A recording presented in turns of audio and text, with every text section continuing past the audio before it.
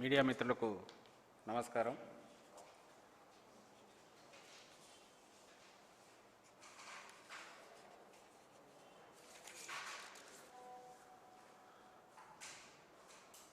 ఈరోజు కోవిడ్ మహమ్మారి కరోనా దీనివల్ల వచ్చిన ఈ మహమ్మారి ఏదైతే వ్యాపిస్తుందో దీనికి తగినట్టు దీన్ని ఎదుర్కోవడానికి ప్రజలకు వీలైనంత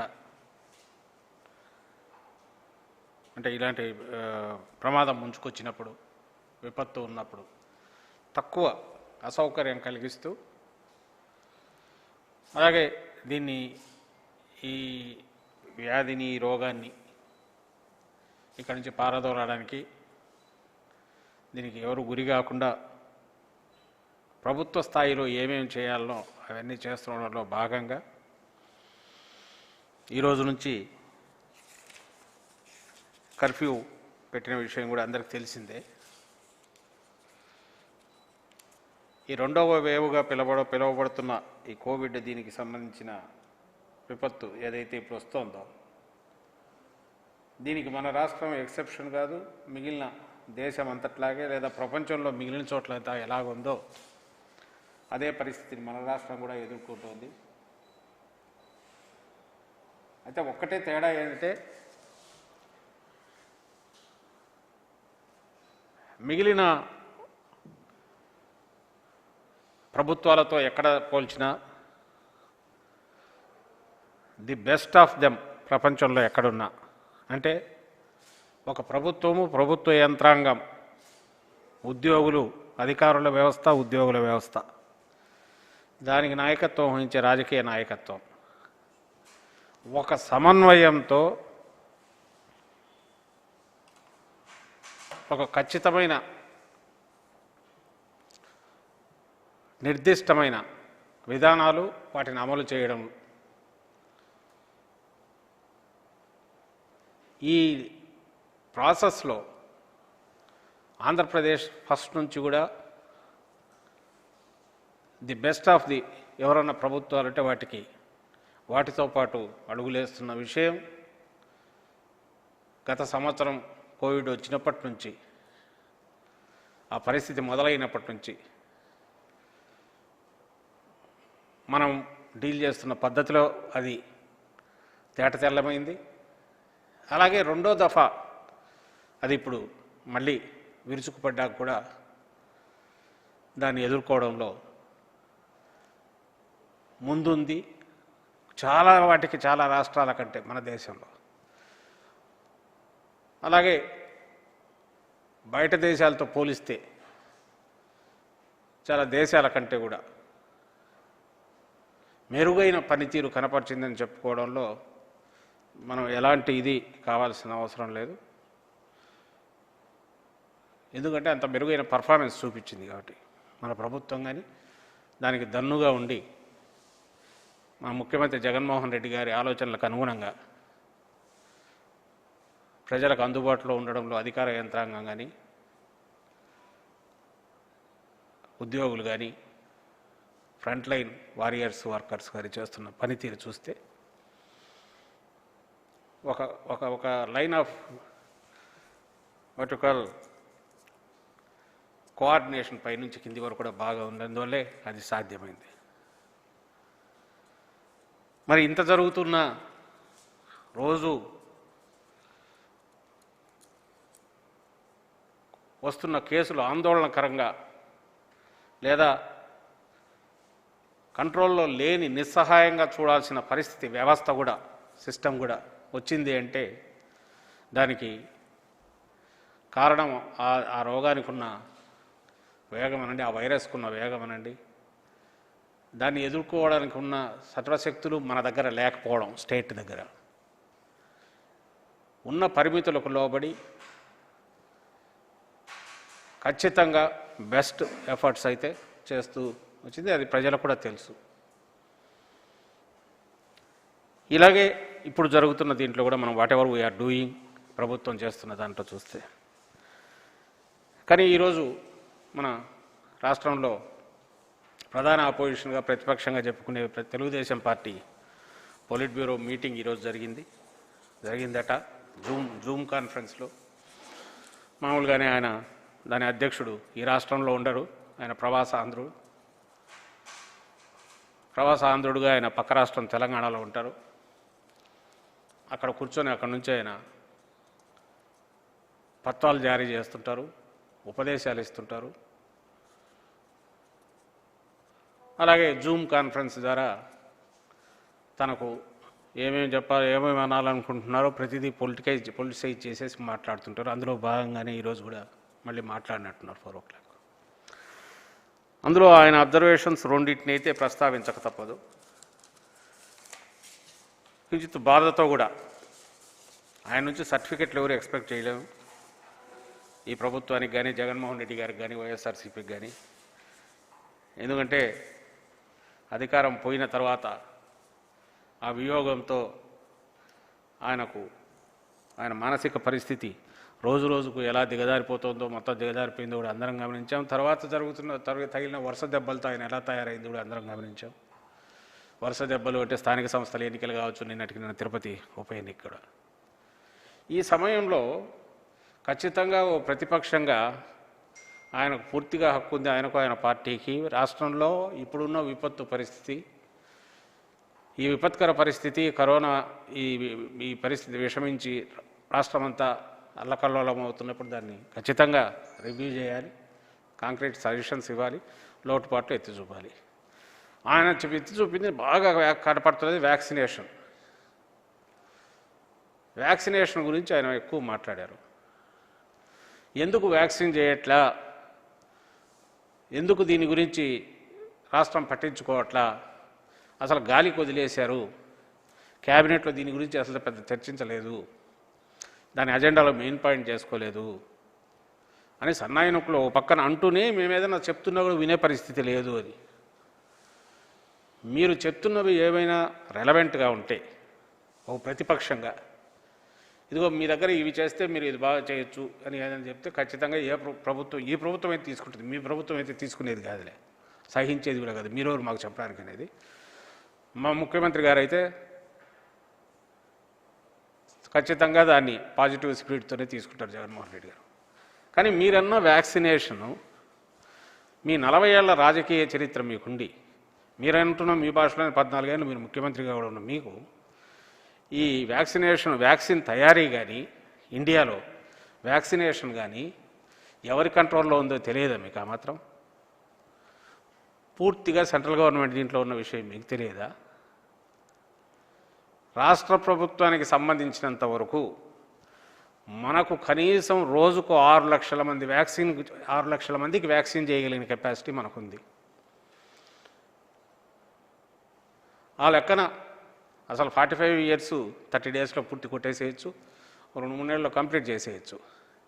కానీ వ్యాక్సిన్ ఎవరి దగ్గర ఉంది? మామూలు చిన్న పిల్లలకు తెలుసు, పత్రికలు చదువుతున్న వాళ్ళకి తెలుసు, మీడియా వాళ్ళకి తెలుసు, అందరికీ తెలిసిందే. ఈ దేశంలో తయారు చేసేవి 2, ఇప్పుడేదో స్పుత్నిక్ అదిగన మొదలైతే కొంత వస్తుంది. కానీ ఈ 2 కంపెనీలకు సంబంధించిన total production, distribution, entire thing is controlled and monitored by central government. So దానికి సంబంధించినంతవరకు అన్ని స్టేట్స్ దాని మీద డిపెండ్ కావాల్సిందే. సహజంగా ఏపీ కూడా, మన ఆంధ్రప్రదేశ్ కూడా మన రిక్వైర్మెంట్ ఎప్పుడో పెట్టాం.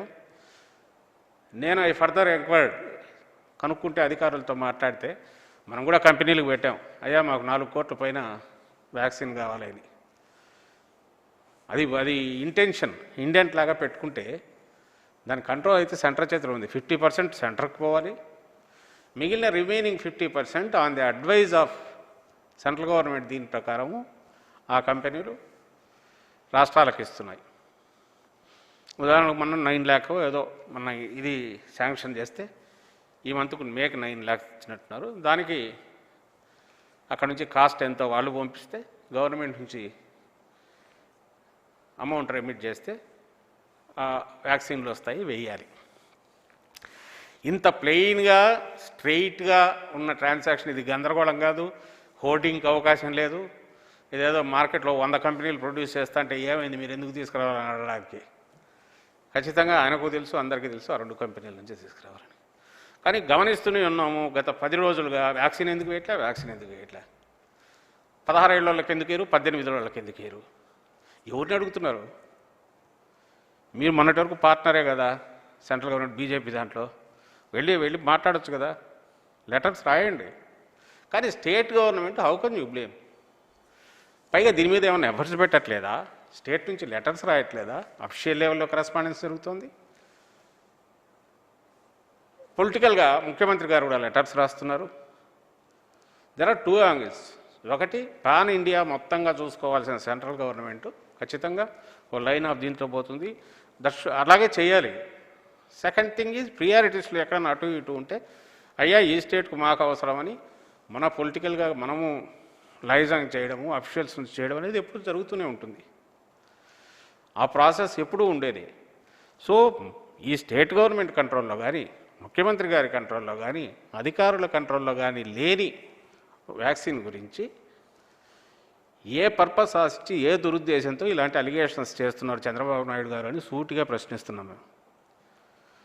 ఏదైనా ఆరోపణ చేసేటప్పుడు ఎదుటివాడు నవ్వుకుంటాడు, మొహం మీద ఉమ్మేస్తాడని ఉండాలిగా. అవకాశం ఏదైనా కన్ఫ్యూజన్ కన్నా అంటే నువ్వు కన్ఫ్యూజన్ చేసిన అర్థం ఉంటుంది. ఇక్కడ స్ట్రైట్గా ఉంది కదా, ఉండేది 2 కంపెనీలు. ఇప్పుడు ఏమైనా ఆ కంపెనీల తరఫున ఏమైనా ఒకళ్ళు తప్పించుకుంటే వాళ్ళతో మాట్లాడి ఇప్పించి వద్దన్నావా? క్యాబినెట్లో దీన్ని ఎన్నో అంశంగా చర్చించారో, లేదంటే ఎంత ఖర్చు పెట్టారో, ఇంతకు ఎందుకు ప్రిపేర్ గారా, ఇంతకంటే ఎక్కువ మీరు చేయొచ్చు కదా. అంటే అసలు ఎన్ని వ్యాక్సిన్లు మీరు తెచ్చిస్తే అంతా పే చేయడానికి స్టేట్ రెడీగా ఉంది. రాష్ట్ర ప్రజల ఆరోగ్యము, రాష్ట్ర ప్రజల ప్రయోజనాలు, రాష్ట్ర ప్రజల సంక్షేమము తప్ప మరో ధ్యాస జగన్మోహన్ రెడ్డి గారికి లేదనే విషయం ఆయన అధికారంలోకి అడుగుపెట్టిన రోజు నుంచి ప్రతి క్షణము అది ప్రదర్శిస్తూనే ఉన్నారు, ఈరోజు కూడా. అయినా సరే చంద్రబాబు నాయుడు గారు రోజు ఆయన ఏది అనాలనుకుంటున్నారో, ఏది చేస్తున్నారో ఆయన వెనకుండే అనుచరగను, ఆ వెనక ఉండే తప్పుడు మీడియా, వీళ్ళు కంటిన్యూ చేస్తూనే ఉండాలి. మేము దాన్ని ఖండిస్తూనే ఉండాలి. ఇదే రోజు తతంగం అయిపోయింది.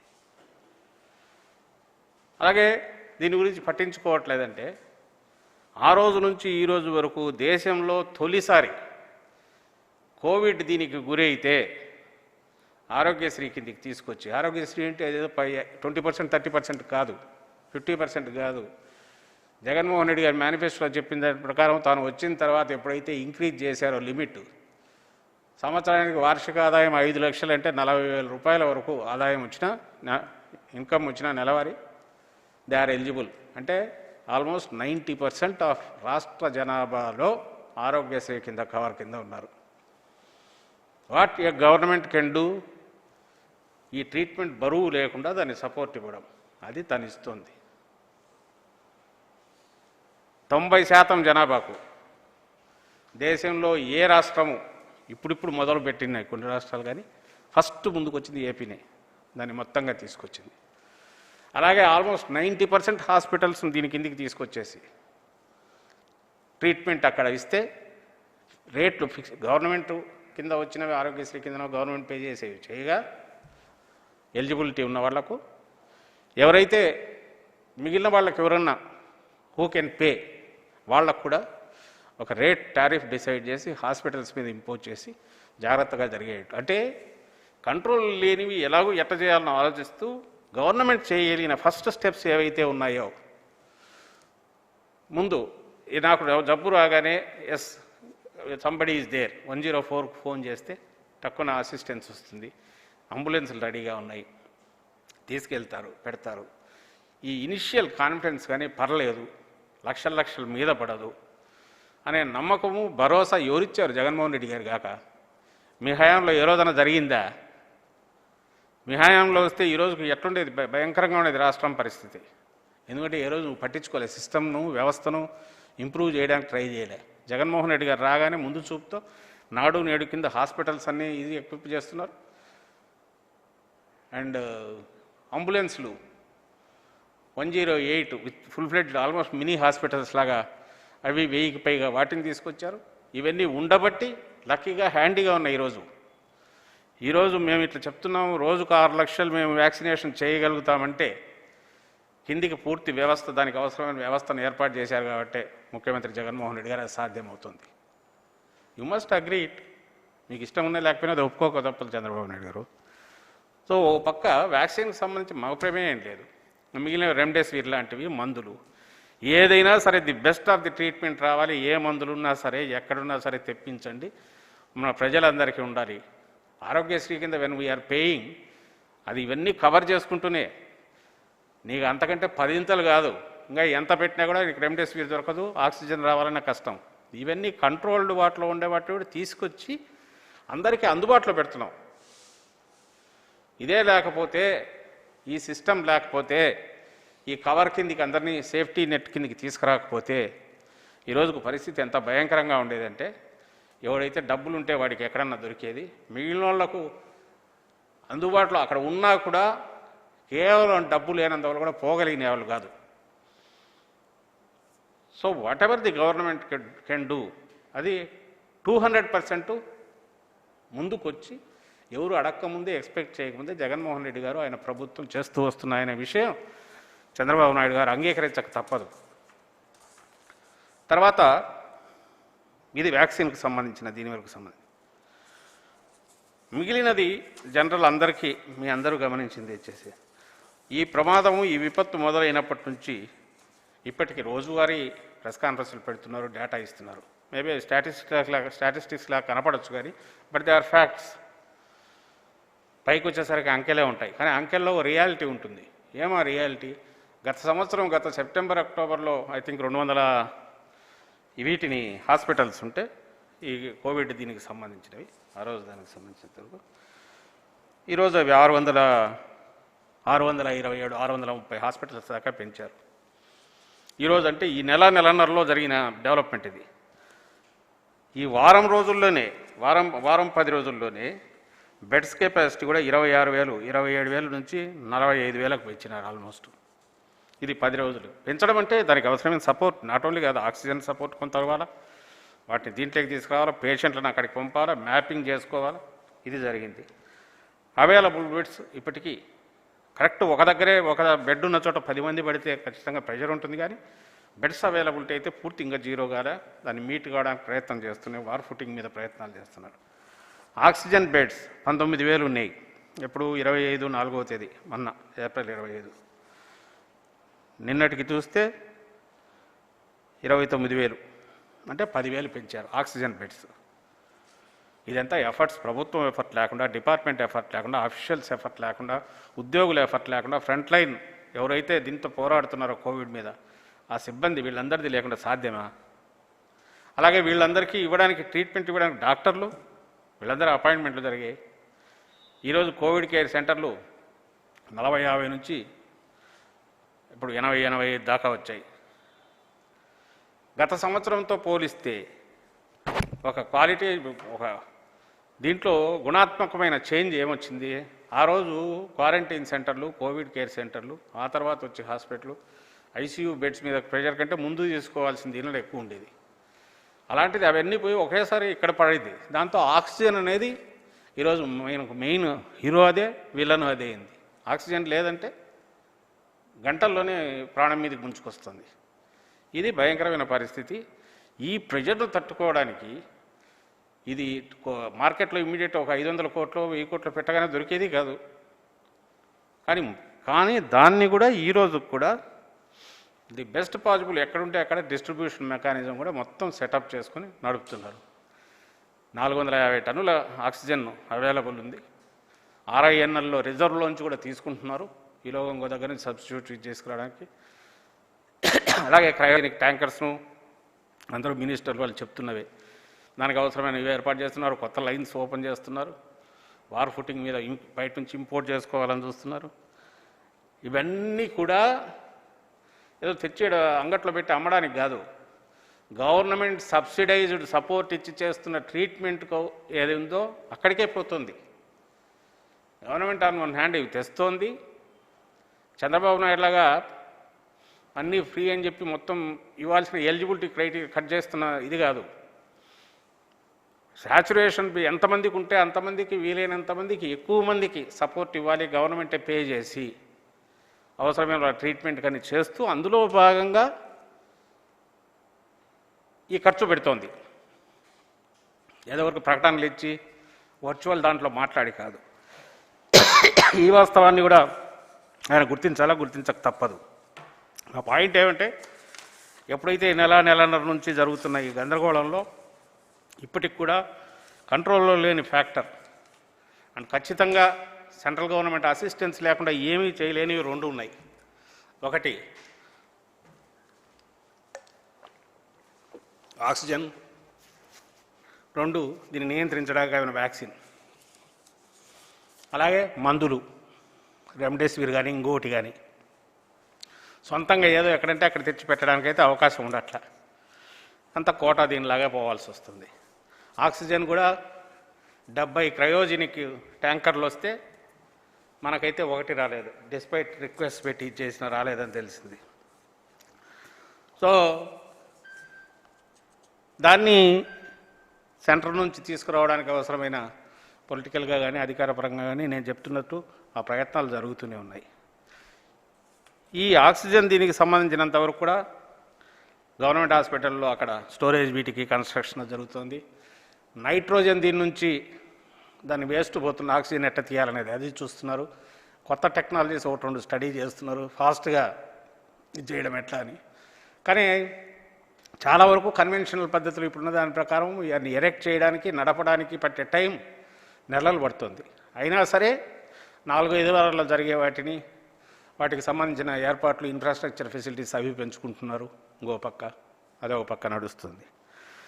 కొత్త నేను చెప్తున్నది ఏంటంటే ఈ కోవిడ్ కేర్ సెంటర్ దగ్గర కానీ if you can provide oxygen, దీని మీద ప్రెషర్ తగ్గుతుంది.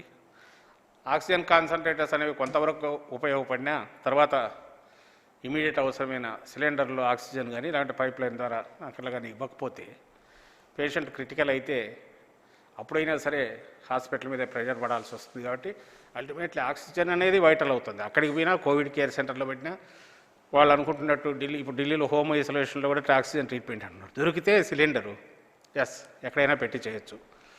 అది లేకుండా అసాధ్యం. ఆ క్రిటికల్ ఇది ఏదైతే ఉందో మెటీరియల్ ఆక్సిజన్ సిలిండర్ కానీ ఆక్సిజన్ సప్లై అనేది అది క్రిటికల్గా తయారైంది. దానికి సంబంధించి పూర్తి అఫీషియల్స్ ద్వారా నెట్వర్క్ చేస్తున్నారు. ఇది కాక ఈ క్రైసిస్ ఎప్పుడు వచ్చినా ఇప్పుడు ఈరోజు కూడా కర్ఫ్యూ పెట్టిన తర్వాత పనులు చేయాల్సిన రొటీన్ చాలా యాక్టివిటీస్ ఆగిపోతాయి.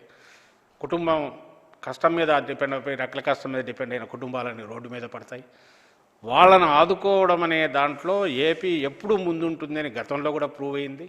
గత కోవిడ్ టైంలో కూడా జగన్మోహన్ రెడ్డి గారి ముందు చూపు దీనికోసం కాకపోయినా పేదలకు సంక్షేమ రూపంలో తను ఇవ్వాలనుకున్నవి డైరెక్ట్ ట్రాన్స్ఫర్, మనీ ట్రాన్స్ఫర్ ఏదైతే పెట్టారో అది బ్రహ్మాండంగా ఉపయోగపడింది. ఎకానమిస్టులు కూడా ఒప్పుకున్నారు. ఆర్థిక వ్యవస్థ మరీ చిన్న భిన్నంగా కూడా నిలబడడానికి పేదవాళ్ళంతా సర్వైవ్ అయినారంటే ఊహించని కల్లోలం ఇంకోటి ఏది తగలకుండా ఆ గండం ఆ రోజు గట్టెక్కగలిగామంటే ఆయన దూరదృష్టి, జగన్మోహన్ రెడ్డి గారి దూరదృష్టినండి. ఆయన ఒక పద్ధతి ప్రకారం సిస్టమేటిక్గా నిబ్బరంగా అడుగులు వేయడం అనండి. డిస్పైట్ డబ్బులు ఖర్చులు ప్రజల కోసమైతే వెనకాడకుండా పెట్టడానికి ప్రజలకు ఉపయోగపడే దేనికైనా సంసిద్ధంగా ఉండడం కానివ్వండి, వీటన్నిటి వల్ల ఈరోజు కూడా అదే జరుగుతుంది. ఇప్పుడు మనం బియ్యం ఇంకా ఎవరు అనకముందే రేషన్ బియ్యం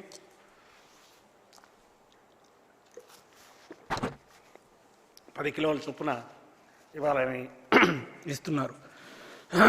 అలాగే డైరెక్ట్ బ్యాంక్ ట్రాన్స్ఫర్ ఒకటి జరుగుతుంది. దాన్ని కూడా మొదలైంది. డిఫరెంట్ ఏ రూపంలో అయినా ఈ సమయంలో అది కుటుంబానికి ఉపయోగపడేది. రేపు మళ్ళీ రైతు భరోసా ఉంది.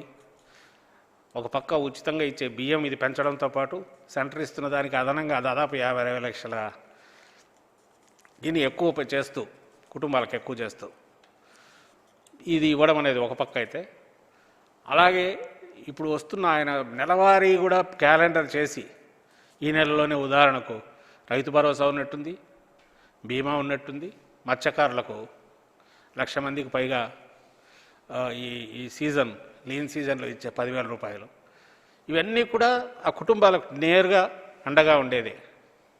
ప్రాణం మీదకి వస్తున్నప్పుడు ఓ పక్క కనీసం నిబ్బరంగా ఉండడానికి జగనన్న ఉన్నాడు, ఆయన మమ్మల్ని చూసుకుంటాడు, మాకు రోగం వస్తే ఇమీడియట్ హాస్పిటల్లో చేరుస్తాడు, మా కుటుంబం నిలబడడానికి ఉంటాడు, తను ఆదుకుంటాడు అని అది అనుకోగలుగుతుంది ప్రతి కుటుంబం.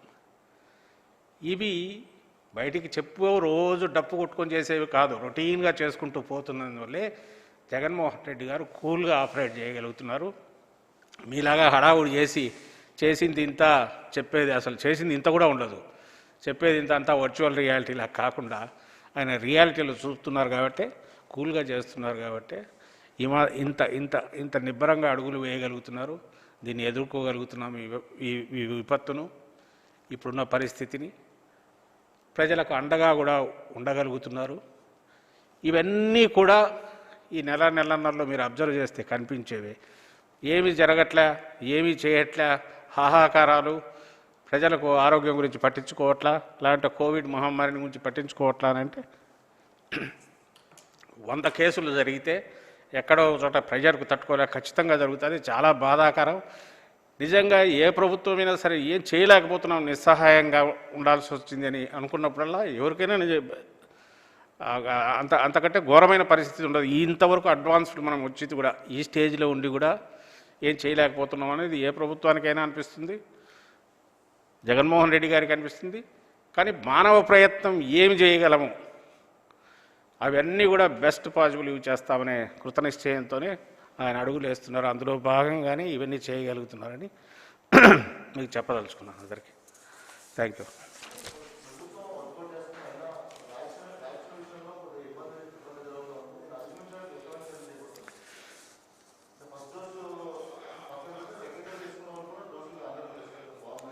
అది మీరు గమనిస్తే ఆ మధ్య ముఖ్యమంత్రి గారు తను ఎక్స్ప్లెయిన్ చేశారు. నిజంగా that is the factual situation. దేశంలో మొత్తము మనకున్నది 45 ఏళ్ళ పైబడిన వాళ్ళని లెక్కేస్తే వాళ్ళదన్నీ ఇవ్వడానికే ఇప్పుడున్న ప్రొడక్షన్ కెపాసిటీ బట్టి పట్టే టైం చూస్తే ఇట్ ఈస్ గోయింగ్ బియాండ్ ఈ ఇయర్ దాటిపోతుంది. అది వాస్తవం. దాన్ని ఒప్పుకొని దానికి తగినట్టు ఎట్లా ప్లాన్ చేయాలనేది ఆలోచించాలి. కానీ అది పోనీ నీ కంట్రోల్లో ఉందా? స్టేట్ డిసైడ్ చేయగలదా? ఓ 10 ఫ్యాక్టరీలు పెట్టించి ఇమ్మీడియట్ ప్రొడక్షన్ పెంచగలదా? అది సాధ్యం కాదు. అది సెంట్రల్ చేతిలో ఉంది. Centre has to plan. వాళ్ళకున్న లిమిటేషన్స్, పేటెంట్లు ఏమేమి ఉంటాయి, టెక్నికల్ కూడా మొత్తం మీద. ఇది సిచ్యువేషన్. ఈ సిచ్యువేషన్కి సంబంధించి ఉన్న దాంట్లో హౌ టు ఫేస్ ఇట్. కాబట్టి 45 ఇయర్స్ దాటిన వాళ్ళ ఫస్ట్ టార్గెట్ పూర్తి చేద్దాం. మోర్ వల్నరబుల్, మోర్ కోమార్బిడిటీస్ ఉంటాయి అనేది జనరల్ ప్రిన్సిపల్. సో మన చేతిలో ఇంత వస్తే దీంతో ఏం చేయాలి, ప్రియారిటీస్ ఎట్లా, అది కూడా సైంటిస్టులు డాక్టర్లు చెప్పిన దాని ప్రకారం ఎట్లా పోవాలి, అది పూర్తి అలా పోదాం. సెకండ్ ప్రియారిటీ నెక్స్ట్ రాగానే చేద్దాం అనేది ఆయన అంటున్నాడు. ఇట్లా కాకుండా ప్యూర్లీ పొలిటికల్గా ఇలా మాట్లాడాలంటే చెప్పొచ్చు. ఇప్పుడు చంద్రబాబు గారు మాట్లాడినట్టు మొత్తం రాష్ట్రంలో 5 కోట్ల మందికి నెలలో చేయిస్తానవచ్చు, నెల అయిన తర్వాత అడిగితే అది అవుతుంది కదా అనొచ్చు. అది అలాగే గాల్లో తేలుతుండొచ్చు. జగన్మోహన్ రెడ్డి గారు ఒక్క మాట కూడా తాను చేయలేనిది, తను ప్లాన్ చేయలేనిది దానికి మించి అయితే మాట్లాడారు. ఉన్న వాస్తవాన్ని, నిజాన్ని యాక్సెప్ట్ చేస్తూనే దాన్ని అధిగమించడానికి ఏం చేయాలని చేస్తారు. కాబట్టి తను వాటెవర్ ఇప్పుడు ఆయన చేస్తున్న పద్ధతిలోనే హ్యాండిల్ చేస్తున్నారు. అది చంద్రబాబు గారు కూడా తెలుసు. నా క్వశ్చన్ అదే. వ్యాక్సినేషన్కి సంబంధించినంత వరకు వ్యాక్సిన్ ప్రొడక్షన్ కానీ, డిస్ట్రిబ్యూషన్ కానీ, సేల్స్ కానీ ఎవరి కంట్రోల్లో ఉన్నాయి, ఎక్కడున్నాయి, వాళ్ళ నుంచి అక్కడి నుంచి రావాల్సిన వస్తే మనం చేయగలమా లేదా? నిజంగా సెంటర్ ఇస్తుండి కూడా స్టేట్ చేయలేకపోతే స్టేట్ తప్పు అవుతుంది. స్టేట్ చేయడానికి రోజుకు ఏ స్టేట్ లేనంత మోర్ ఎక్విప్డ్గా కింది వరకు సచివాలయాల వరకు, వార్డు సచివాలయాలు, గ్రామ సచివాలయాలు కూడా ఎక్విప్ అయి ఉన్నాం. బహుశా ఏ స్టేట్ ఇంతగా లేదు. సో ఇంతగా మనం రెడీగా ఉన్నాం కాబట్టి అది రావడం, మనం చేయడం అనేది, లేదా మనం డబ్బన్నా పెట్టకుండా అంటే ఏమన్నా అనుకోవచ్చు. సరుకు ఇస్తే డబ్బు పంపిస్తామంటే అది కూడా అందుబాటులో లేదు. సో ఇది సిచ్యువేషన్. దీంట్లో మా విజ్ఞప్తి అవుతే రాజకీయాలతో చూసి లాభంలా, నిజంగా మీ మీడియాలో కానీ ఎక్కడైనా చూసి నిజంగా బాధాకరమైన సన్నివేశాలు అది ఎవరికైనా తగలచ్చు. దానికి డబ్బున్నవాడు లేనివాడు లేదు, లేదా పిల్ల చిన్న పెద్ద లేదు. ఒక్కటే ఏదంటే, అందుకే ఎప్పుడు అప్పీల్ చేసినా మనం కానీ ఎవరమైనా చెప్పేది మన జాగ్రత్తలో మనం ఉందాం. ఎవరు సొంతంగా రెగ్యులేటరీ సెల్ఫ్ రెగ్యులేషన్ అనేది బెస్ట్ ఇప్పుడు. ఎందుకంటే ఎంటైర్ వ్యవస్థ సపోర్ట్ వచ్చినా కూడా మీట్ కాలేనంత క్రైసిస్ ఇది. అందువల్ల ఎవరి జాగ్రత్తలో వాళ్ళు ఉందామనే దానికే మళ్ళీ అక్కడికే వస్తుంది. ఈలోగా ప్రభుత్వం చేయడంలో ఎక్కడ లోపం రాకుండా చేయడానికి మీడియా నుంచి సలహాలు ఇవ్వచ్చు, ప్రతిపక్షాల సలహాలు ఇవ్వచ్చు, అవన్నీ స్వీకరించడానికి కూడా రెడీగా ఉన్నాం. ఇందులో భాగంగానే మీరు రైజ్ చేసిన దానికి యాక్చువల్ మేము కూడా పార్టీ పరంగా కూడా పొలిటికల్గా కూడా ప్రతి శాసనసభలో నియోజకవర్గం ఎమ్మెల్యేలు ఇన్ఛార్జీలతో కూడా మాట్లాడాం. ఎక్కడెక్కడ కోవిడ్ కేర్ సెంటర్లు ఏర్పాటు చేసే దగ్గర చిన్న చిన్న ఏదన్నా ఉన్నా అవసరాలు ఉన్నా దగ్గరుండి చూసుకోమన్నాం. అలాగే కోవిడ్ కేర్ సెంటర్లు ఏర్పాటు చేయడానికి అవసరమైన సపోర్ట్ కానీ ఇంకోటి కానీ అధికారులతో ప్రజల నుంచి ఇవ్వాల్సిన అది తీసుకోమంటున్నాం. పార్టీగా యాజ్ సచ్ ప్రచారం ఒకటి పెద్ద ఎత్తున స్వయం నియంత్రణ, అంటే ఎవరికి వాళ్లకు ఈ మాస్క్ పెట్టుకోవడము, కోవిడ్ నిబంధనలు పాటించడము, జాగ్రత్తలు పాటించడం, వీలైనంతగా దాని దగ్గరికి రాకుండా వైరస్ రాకుండా ఎట్లా చేసుకోవాలనేది ఎవరికి వాళ్ళు ఇచ్చేసుకునే రకంగా వాళ్ళని చైతన్యం చేసేటట్టు ప్రచారం కూడా పెద్ద ఎత్తున చేయమన్నాము. అయితే అన్నిటికీ వచ్చి క్వారంటైన్ సెంటర్లన్నా పెట్టొచ్చేమో కానీ ఆక్సిజన్ లేకుండా కోవిడ్ కేర్ సెంటర్లు ఎప్పుడైతే పెద్ద ఉపయోగం లేదో, ఆక్సిజన్ అనేది దీని క్రక్స్ మెయిన్ ప్రాబ్లం అంతా ఆక్సిజన్ అయ్యేసరికి అది కొంచెం ఇబ్బందిగా ఉంది. కొంచెం ఆక్సిజన్ పెరిగేసరికి all covid care centre which we are expecting next 10 daysలో కొత్త పద్ధతుల్లో ఆక్సిజన్ అనేది తీసుకురావడానికి ట్రై చేస్తున్నాం. కొత్త టెక్నాలజీ ఏది వర్కౌట్ అయినా నెక్స్ట్ 10 daysలో అయితే ప్రామిసింగ్గానే ఉంటుంది. కోవిడ్ కేర్ సెంటర్లో కూడా ఆక్సిజన్ బెడ్స్ పెంచడానికి ప్రయత్నం చేస్తున్నాం. ఇందులో మిగిలిన దాతలు ఎవరైనా ముందుకు వచ్చినా ఎంతైనా కొనవచ్చు సరుకుంటే ఏదైనా. అయితే అందరినీ రెడీ చేసి పెట్టుకొని నిజంగా అది రెడీ వచ్చినప్పుడు వాళ్ళందరినీ కూడా ఇన్వాల్వ్ చేస్తాం. అందులో రాజకీయ పార్టీలన్నీ కలిసినా మాకు అభ్యంతరం లేదు. ఎందుకంటే ఈ క్రైసిస్లో అందరూ నిలబడాలి. మా వైపు నుంచి అయితే మా వైఎస్ఆర్ కాంగ్రెస్ పార్టీ ఎప్పట్లాగే దీంట్లో కూడా ముందుంటుంది. ప్రభుత్వంలో మేమే ఉన్నాం కాబట్టి ఖచ్చితంగా ఈ స్ట్రీమ్ లైన్ అయ్యి ప్రజలకు ఒక రకమైన ఇది దొరికేటట్టు, ఉపశమనం కలిగేటట్టు, భయాందోళన లేకుండా చూడడానికి, ట్రీట్మెంట్కు దగ్గరగా తీసుకెళ్ళడానికి అక్కడ ఏం చేయగలరో పార్టీ పరంగా కూడా అవి చేస్తామని తెలియజేస్తున్నాం. Thank you.